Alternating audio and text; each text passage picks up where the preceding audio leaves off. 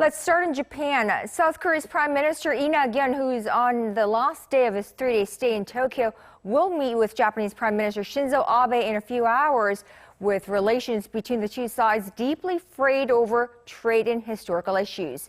Now, despite the frosty ties, Lee is outwardly optimistic the meeting could set the stage for reviving meaningful dialogue between the neighbors. Our Hyo-sun starts us off.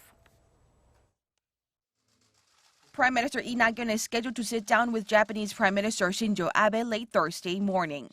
Although the meeting is only scheduled to last 10 minutes, it's garnering a lot of attention.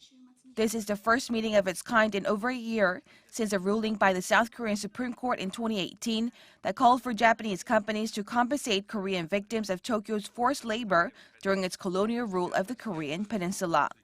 Bilateral ties slumped to a low not seen in decades after Tokyo imposed its export curbs against Seoul in July, removing its neighbor from its whitelist of countries with favorable trade conditions the next month.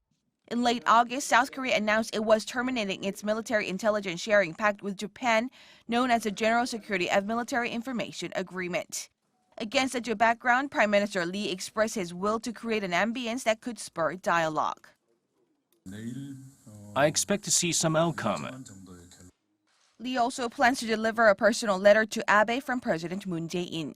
While its contents have not been disclosed, the letter likely details Moon's commitment to improve Seoul-Tokyo relations. It's left to be seen whether the meeting could pave the way for a possible Moon-Abe summit before the end of the year on the sidelines of the ASEAN Plus 3 or APEC summit. Hyo-sun, Arirang News.